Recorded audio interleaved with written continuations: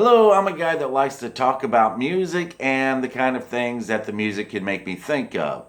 And so today I want to talk about an old Bob Dylan song and a Supreme Court case and secret marriages. I was talking before about the song Outlaw Blues because I saw Timothy Chalamet sing it on Saturday Night Live. He didn't do the entire song though. I guess he cut it short so that he could do a couple of songs. But in doing so, he left out what I think is the most interesting line in the song. The last part of the song is I've got a woman in Jackson. No, I ain't going to say her name. And then he sings it twice because it's done in that old blues style. And then he sings, she's a brown skinned woman, but I love her just the same. I guess that line stands out to me because, so much of this song is just nonsense lyrics. But that line actually said something. Now, it may not seem that interesting, not today anyway, but yet consider the fact that this came out in 1965.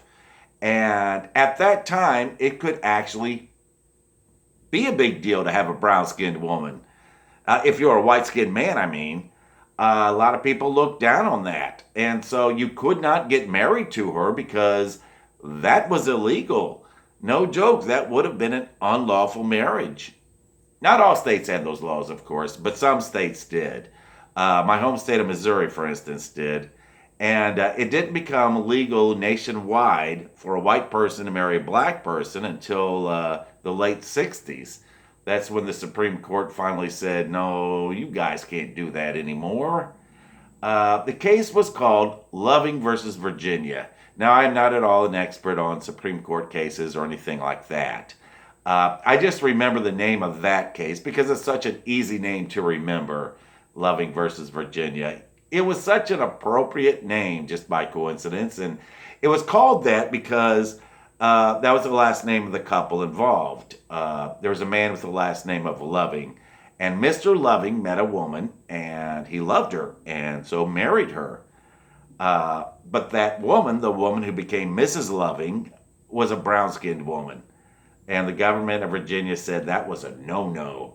They actually got married in Washington, D.C., where it was legal, but they were both from Virginia, and they both had family there that they missed, and so they moved back there. And that's where they were arrested. Yes, they were arrested and put in jail for the crime of being married. Yeah, they raided their home. So that's what started Loving versus Virginia. And what an appropriate name, because that's what the case was about. It was about loving. It was about state governments trying to tell people that they can't continue loving the person that they love. And so depending on who you are, they made laws against loving. So it's kind of funny to see license plates from Virginia. Their license plates say, Virginia is for lovers. And I see that. And I think, well, that's not always the way it was. Now then, was it? It wasn't for the lovings, was it? But yeah, I don't mean to pick on the state of Virginia, though, because, they weren't the only state to have those laws against interracial marriages. Other states did too, I think I said my home state of Missouri had them.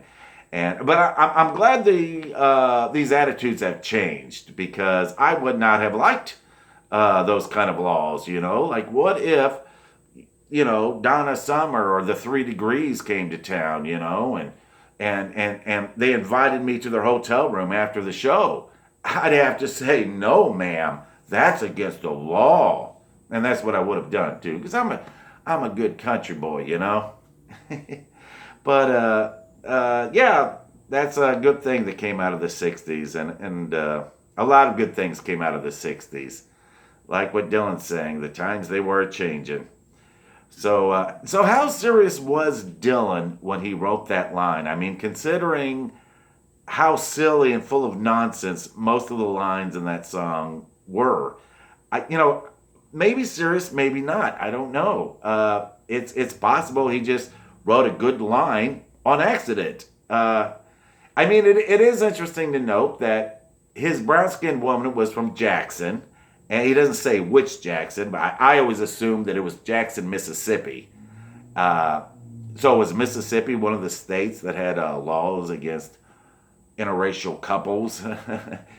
Man, it was Mississippi. What do you think? There was a lot of bad stuff going on in Mississippi. I mean, Dylan sang a song called Oxford Town that was all about bad stuff going down in Mississippi. And of course, there was Nina Simone. She did a song called Goddamn Mississippi, And we do know that Dylan was anti-racist because, in those early albums, he wrote about racism in songs like Oxford Town and The Lonesome Death of Hattie Carroll. And plus he sang at the March on Washington, where Martin Luther King gave his I Have a Dream speech.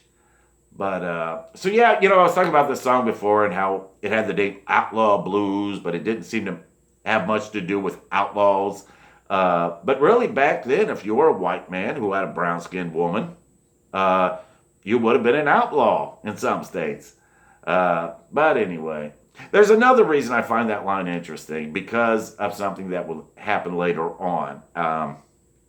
After singing that he had a brown-skinned woman, he's saying, "No, I ain't gonna say her name."